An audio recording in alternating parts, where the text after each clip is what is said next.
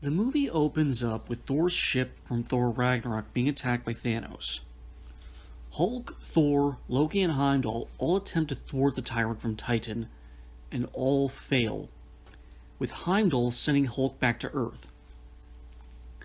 Thanos then kills Heimdall and Loki and leaves Thor for dead, having collected the objects he'd come for, the Power Stone and the Space Stone.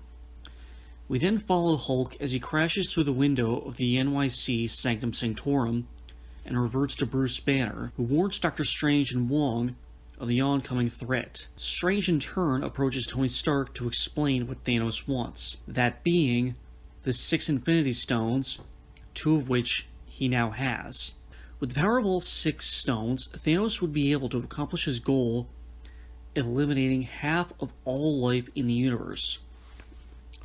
The lecture from the wizards is then cut short by the arrival of Thanos' lackeys, Ebony Maw and Cull Obsidian, who are here to take the Time Stone from Doctor Strange. Wong, Stark, and Stark's protege Spider-Man all manage to drive off Cull, but the Maw escapes with Strange on board his spaceship. Spidey and Stark follow him, though, defeat Maw and rescue Strange, but ultimately decide it's best to stay on board the ship in order to stop Thanos before he can even get to Earth. Meanwhile, elsewhere in the galaxy, we meet with the Guardians of the Galaxy, who find the wreck of Thor's ship and Thor himself, who they then rescue.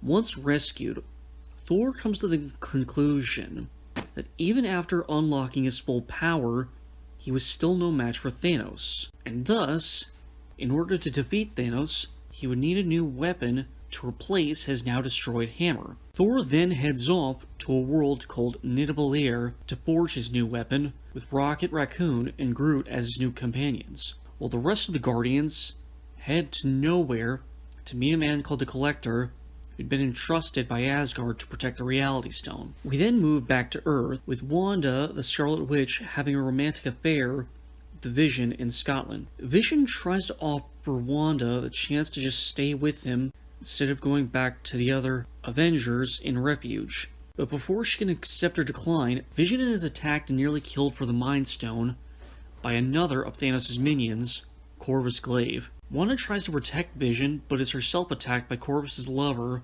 Proxima Midnight. Wanda and Vision manage to fight them off, but are eventually cornered and left with no assistance, or so they think. Proxima spots a mysterious figure in the background and attempts to attack him, but the figure anticipates her attack and reveals himself to be none other than Captain Steve Rogers. Steve is then followed by the arrival of Sam Wilson, aka the Falcon, and Natasha Romanoff, aka the Black Widow.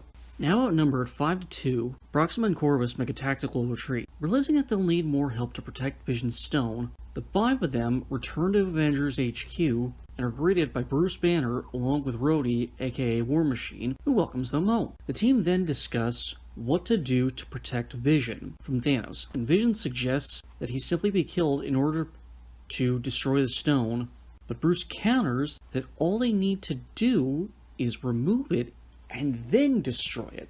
Knowing just where that'd be possible, Steve takes the team out to Wakanda, where King T'Challa's sister, Princess Shuri, will be able to remove the stone for Wanda to destroy it, since her powers came from the stone. We then see the Guardians arriving at nowhere, where we see Thanos squeezing the Collector for information about the Reality Stone. Gamora, who was raised by Thanos since he invaded her planet as a child, pulls a Leroy Jenkins and kills Thanos before he can collect the rest of the stones. Or so he led her to think. Thanos then reveals that everything the Guardians just saw, including his apparent death, were illusions he created with the Reality Stone. Thanos then kidnaps Gamora and forces her to tell him where the Soul Stone, the 6th Infinity Stone, is located. We then move on to Titan, with Mantis, Peter Quill, and Drax of the Guardians of the Galaxy arriving to face Thanos with Strange, Spider-Man, and Tony Stark. There's some brief disagreements, but eventually the new team forms a plan which almost works. Mantis uses her emotional manipulation powers to lull Thanos into a half-awake state, while Spider-Man and Strange briefly restrain him, while Stark pulls off the gauntlet, which he is now using to control 4 of the Infinity Stones. The day is nearly won until Quill asks Thanos where Gamora his lover is. Thanos then confesses that he was forced to kill Gamora in order to take the Soul Stone. Quill then flies off the handle and starts hitting him in the face, causing Mantis to fall off of Thanos' shoulders. Free of her control, the Titan then reclaims his gauntlet. The team tries every trick they have to stop him, but it all fails. Strange finally gives up the Time Stone to Thanos in exchange for Tony Stark's life. Thanos agrees and takes the stone and leaves for Earth. We return to Earth with Proxima Midnight leading an invasion of Wakanda. The battle is left mostly a stalemate, with Wanda and Vision eventually being forced to leave Shuri's operating room in order to enter the fray. But the tide quickly turns with the arrival of none other than the King of Asgard himself, along with Rocket and Groot. The battle eventually ends with Vision killing Corvus and Wanda killing Proxima. Thanos himself arrives not long after and proceeds to wipe the floor with each and every one of the Avengers before killing Vision and taking his Infinity Stone, now leaving him with all 6. Thor pulls a Hail Mary and attempts to kill Thanos by burying his new axe in the Titan's chest. Thanos survives the blow and proceeds to mock Thor by murmuring, "Gone for the head," before snapping his fingers and causing half of all life in the universe to disappear, including all of the Guardians save for Rocket, Spider-Man, the Winter Soldier, Falcon, and King T'Challa. The film ends with a post-credits scene of Nick Fury and Maria Hill sending out a signal for help to Captain Marvel before disappearing themselves, and we cut to the Disney logo. Bros, Josh Brolin as Thanos is the best MCU villain to date. No joke. Probably one of my top 5 comic book movie villains. What I really like about this guy is that while he's clearly an insane, genocidal maniac, there's also an odd politeness to him. When he first meets Star-Lord and realizes he's Gamora's boyfriend, he muses that he likes him, after Gamora just begs Star-Lord to kill her so that Thanos won't manage to squeeze the location of the Soul Stone from her.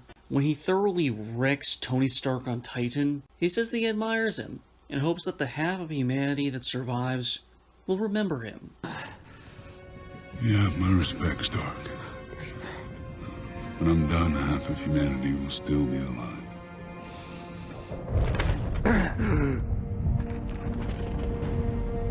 I hope they remember you. When Wanda kills Vision so that Thanos won't get the Mind Stone, he compliments her on her strength of will, but at the same time he's also intimidating as hell. This is a guy who took on the Hulk and won. This is a guy who kicked Doctor Strange and Iron Man's asses.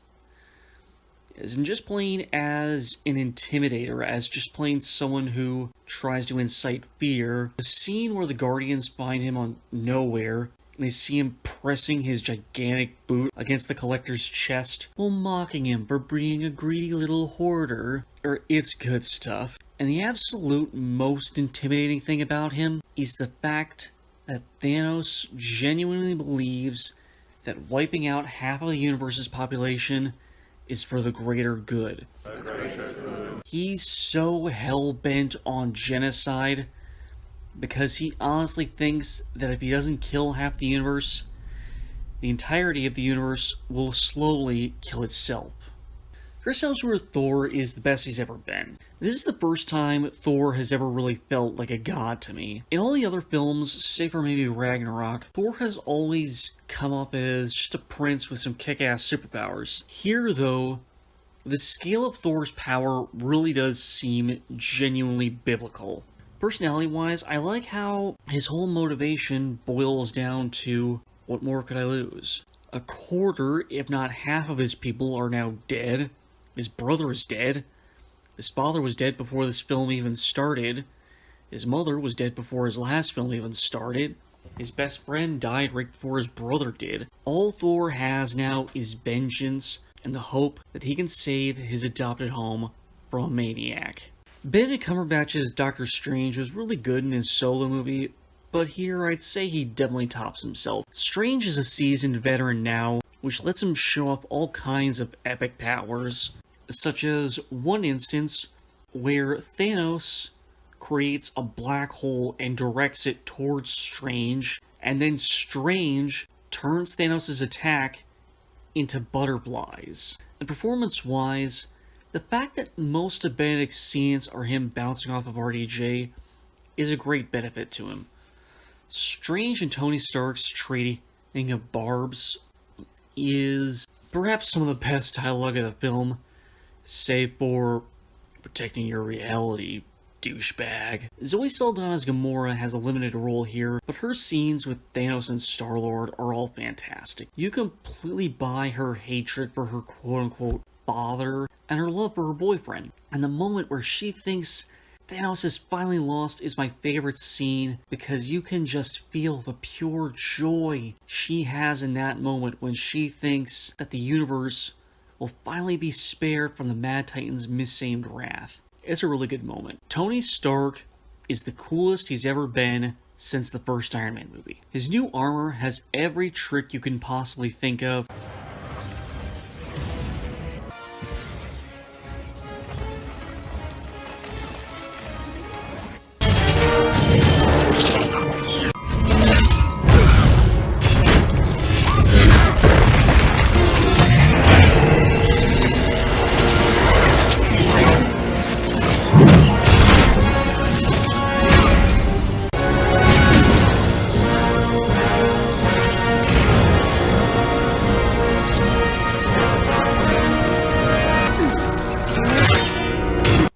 He continues to fight until the bitter end. If Strange hadn't intervened, I fully believe Tony would have gone down fighting. And saying that now, I kind of wish he stole Cap's catchphrase, "I can do this all day." Just imagine that for a second and how perfect it would be. Spider-Man is really good in this movie.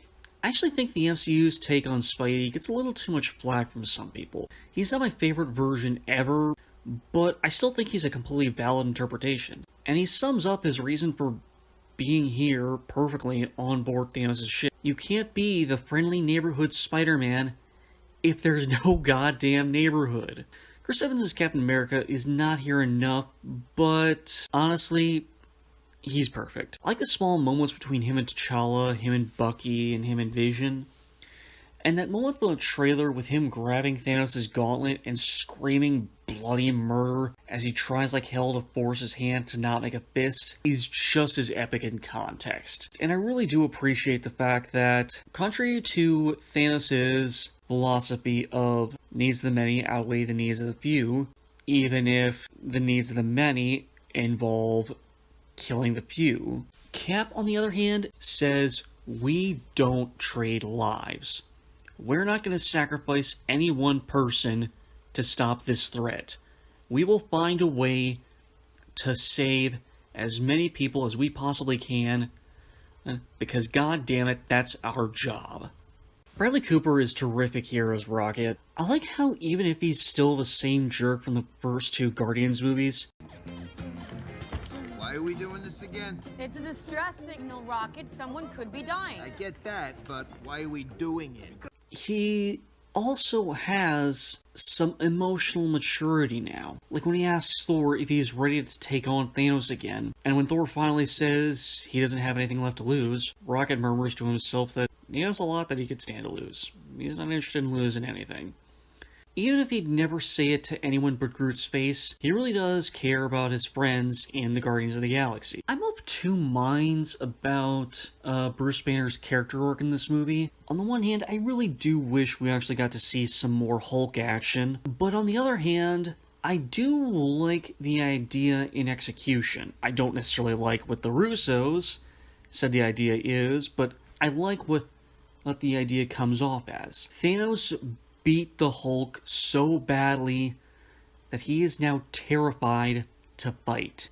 And so, finally, Bruce Banner is the one that decides, okay, fuck it, I'm gonna be the hero this time. And it's especially great when we get a moment with Cull Obsidian trying to kill Banner while he's in the Hulkbuster. And Banner is trying so hard to coax the Hulk to finally just get the fuck out here. And the Hulk finally yells again, "No!" And so Banner replies, "Oh, screw you, you big green asshole! I'll do it myself!" Banner is so used to being the guy just not even on the sidelines. He's not even watching the game. He has to just watch the play-by-play after the fact.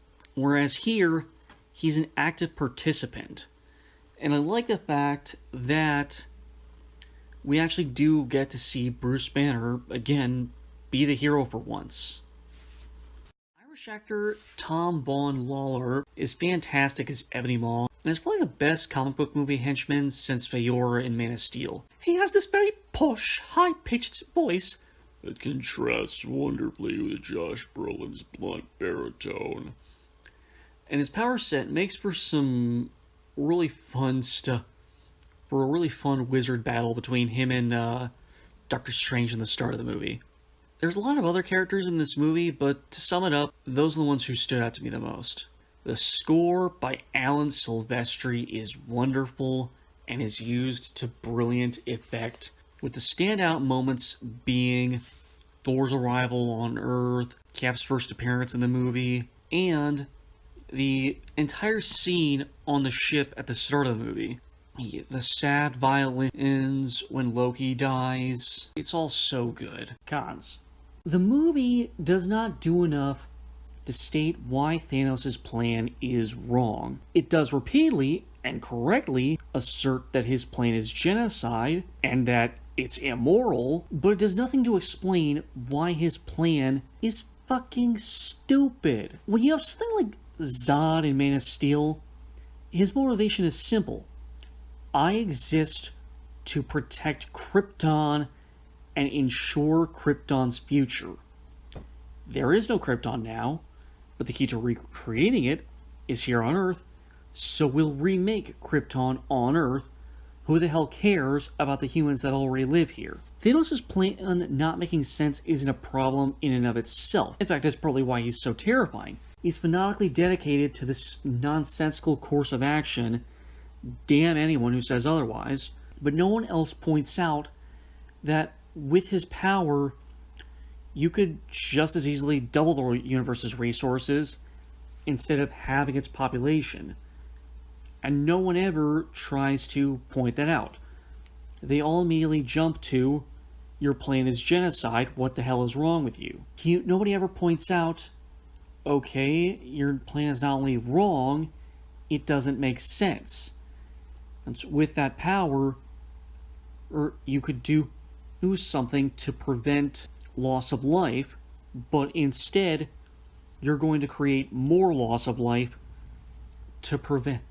You're going to create more loss of life right now to prevent even more of it down the line. That's stupid. It's a stupid idea. It's not a stupid motivation if it's done correctly, which I think it is, but I think it's a problem that no one actually points it out that stupid. I think Christopher Marcus, Stephen McFeely, and the Russos opened up a pretty big can of worms with the sacrifice for the Soul Stone. I don't think it's something that they took enough care with. Thanos is obviously an abusive father to Gamora, but I do believe that he loves her. I do not believe, however, that it is a healthy sort of love. I believe it is a very possessive, very toxic sort of love. He loves her because he believes that no matter what, she'll always be by his side, even if she's upset with him. He's wrong, but I think that's okay from a narrative perspective. It's not okay in real life, that's never okay. But I think it's okay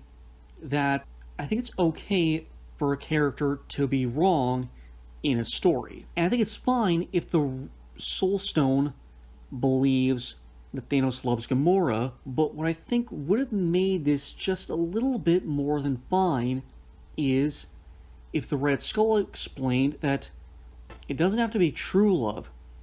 It can be possessive, toxic love. It can be jealous, petty love. It can be self-destructive. It can be any kind of unhealthy sort of love, or it can be the healthy, respectful, and affectionate kind. Doesn't matter! And I think just a quick throwaway line would have saved the people behind the movie some of the flack they've gotten since it came out. This movie has already made $2 billion in theaters worldwide, and then another $115 million on Blu-ray and DVD. If you haven't seen this movie yet, you're probably never going to. However, for the sake of formality, I'm going to give Avengers Infinity War a 4 out of 5. I was initially thinking 3.5 when I first saw the movie, but watching it again for this review really made me appreciate it a lot more. And I really can't wait for Endgame now. In the meantime, check out my other reviews. On the Marvel side of things, I previously discussed Black Panther, Deadpool 2, Venom, Blade, and Sam Raimi's Spider-Man. On the DC side of things, I previously discussed Zack Snyder's adaptation of Watchmen, and every single DCE movie released so far.